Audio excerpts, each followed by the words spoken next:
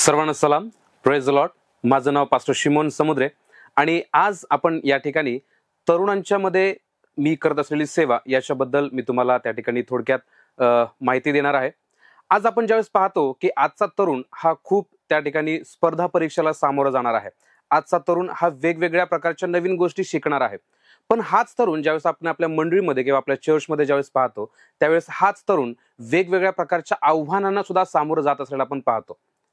ज्यावेळेस आपण आपल्या तरुणांना त्या ठिकाणी चर्चमध्ये बोलवत असतो किंवा ज्यावेळेस आपण तरुणांच्यावर जबाबदाऱ्या टाकत असतो त्यावेळेस आपण तरुणांना एक गोष्ट सांगतो की तुम्ही या मंडळीचे भविष्याचे आधारस्तंभ आहात.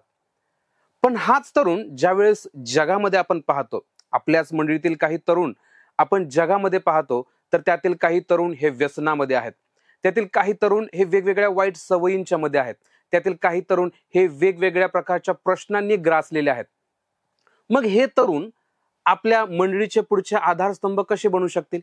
कारण ज्यावेळेस आपण पाहतो येशू ख्रिस्त त्या ठिकाणी म्हणत आहे की जे खडकावर बांधलेलं घर आहे ते मजबूत राहिलं. आणि हे जे तरुण आहेत हे जर आपल्याला आपल्या मंडळीचा भविष्यातील आधारस्तंभ जर आपल्याला असे आवश्यक असतील किंवा पाहिजे असतील तर आपल्याला ह्या तरुणांना मजबूत करणं खूप गरजेचं आहे.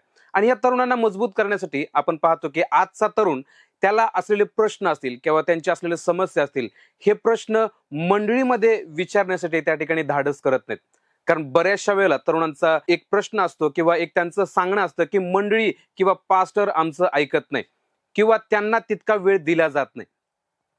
मग ह्याच तरुणांना त्या ठिकाणी ओरॅलिटीच्या माध्यमातून कशा प्रकारे त्यांना त्या ठिकाणी देवाकडे आणता येईल याच्या संदर्भात आपण त्या ठिकाणी शिकतो. आजचा तरुण हा 2 मिनिटाचा किंवा 3 मिनिटाचा शॉर्ट व्हिडिओ पाहून त्या ठिकाणी परत पुढे स्क्रोल करणार आहे. आजचा तरुण हा तासनतास किंवा 20-30 मिनिटं 40 मिनिटाचा संदेश ऐकण्यासाठी तयार नाहीये. आजचा तरुण हा आपण पाहतो की मंडळीमध्ये आजच्या तरुणावरती फक्त कामाच्या जबाबदाऱ्या त्या ठिकाणी दिल्या जातात किंवा आजचा तरुण हा फक्त स्तुती आराधना केल्यानंतर चर्चच्या बाहेर गेलेला आपण पाहतो. पण हाच तरुण जर आपल्याला पुढं आपल्या मंडळीचा जर आधारस्तंभ आपल्याला बनवायचा आहे तर ह्या तरुणाला मजबूत करणं गरजेचं आहे. आणि ह्याचसाठी ह्या तरुणाला मजबूत करण्यासाठी ज्यावेळेस पौल तिमोथेला सांगतो की कोणी तुझ्या तारुण्याला तुच्छ लेखू नये म्हणून तू भाषा वर्तन यामध्ये दुसऱ्यांसाठी कित्ता बन. आणि हा तरुण पुढे कित्ता बनण्यासाठी त्याला त्या ठिकाणी शिकवणं गरजेचं आहे. पण हे शिकवत असताना तरुणांना त्यांच्या पद्धतीनं किंवा त्यांच्या सोबत राहून शिकवणं ही काळाची गरज आहे. आणि हे शिकवत असताना ओरॅलिटीच्या माध्यमातून तरुणांना त्या ठिकाणी प्रोत्साहन देणं, बायबल मधील वेगवेगळ्या प्रकारचे त्या ठिकाणी कॅरेक्टर्स आहेत की जे आपण त्या ठिकाणी त्यांना शिकवू शकतो. उदाहरणार्थ मी त्या ठिकाणी एक उदाहरण देऊ इच्छितो की आजचा तरुण हा त्या ठिकाणी वासनेमध्ये गुरफटलेला आहे. आजचा तरुण हा व्यभिचारामध्ये किंवा वाईट सवयींच्या मध्ये आहे. पण ज्या वेळेस आपण जुन्या करारामध्ये योसेफाकडे पाहतो त्यावेळेस योसेफाच्या जीवनामध्ये आपण पाहतो की ते पोटिफराच्या पत्नीच्या सोबतचं त्याचं जे असलेले संभाषण आहे किंवा ती जी घटना आहे त्याच्यामध्ये त्या ठिकाणी आपण पाहतो परमेश्वर योसेफा बरोबर होता म्हणून तो यशस्वी पुरुष बनला असं त्या ठिकाणी वारंवार सांगण्यात आलेलं आहे. आजच्या तरुणाला जर यशस्वी व्हायचं आहे तर वाईटापासून दूर राहणं गरजेचं आहे, पण त्याचबरोबरीनं देवासोबत राहणं हे सुद्धा गरजेचं आहे. आजच्या तरुणाला जर आपल्याला त्या ठिकाणी वाईटापासून दूर ठेवायचं आहे तर बायबल मधील वेगवेगळ्या प्रकारच्या व्यक्तिरेखा त्यांच्या समोर आणणं आपल्याला गरजेचं आहे. आणि ह्या व्यक्तिरेखा संदेशाच्या मार्फत कदाचित ते ऐकणार नाहीत, कदाचित आपण त्यांना वेगवेगळ्या प्रकारच्या त्या ठिकाणी मीटिंगमध्ये तासनतास बसवल्यानंतर कदाचित ते तेवढं त्या ठिकाणी ते ऐकणार नाहीत. पण जर आपण त्या तरुणांच्या सोबत एक वेगळ्या प्रकारचं मैत्रीचं नातं जर प्रस्थापित केलं, त्यांचं जे म्हणणं आहे की मंडळी आमचं ऐकत नाही, लोक आमचं आम्हाला समजून घेत नाहीत, हे जर त्यांचं म्हणणं आपण त्यांना त्यांच्या पद्धतीने जर शिकवण्याचा प्रयत्न केला तर आपण त्या ठिकाणी निश्चितच ह्या तरुणांना भविष्याचा आधारस्तंभ बनवू शकतो. बायबलमध्ये जुन्या करारापासून ते नवीन करारापर्यंत असे अनेक तरुणांच्यासाठीचे उदाहरणं आपण त्या ठिकाणी पाहतो.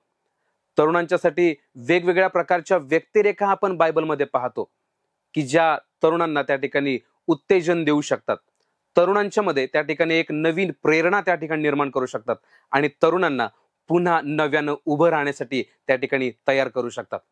मग हा तरुण आपल्याला जर भविष्यामध्ये त्या ठिकाणी मजबूत आणि आधारस्तंभ असा जर आपल्याला पाहायचा आहे तर आपण तरुणांना त्यांच्या पद्धतीनं शिकवणं गरजेचं आहे. आणि जर आपण त्या ठिकाणी ही इच्छा बाळगतो, आपल्याला जर आपल्या तरुणांना त्या पद्धतीनं शिकवायचं आहे किंवा त्या पद्धतीनं मजबूत करायचं आहे, तर ओरॅलिटी हा एक चांगला माध्यमाचा त्या ठिकाणी सोर्स आहे, की ज्याच्याद्वारे आपण त्या ठिकाणी तरुणांच्या सोबत एक विशेष प्रकारचं नातं तयार करू शकतो, ज्याच्यामध्ये आपण तरुणांच्या सोबत वेगवेगळ्या प्रकारच्या विषयांच्यावरती चर्चा करू शकतो. असे अनेक प्रश्न तरुणांच्या मध्ये आहेत, की ज्या प्रश्नांची उत्तरं तरुण मंडळीमध्ये किंवा बायबलमध्ये किंवा पालकांच्याकडे जाऊन त्याचं उत्तर शोधण्याऐवजी जगामध्ये उत्तर शोधत आहेत. का? कारण त्यांना असं वाटतं की कोणी आमचं ऐकत नाही.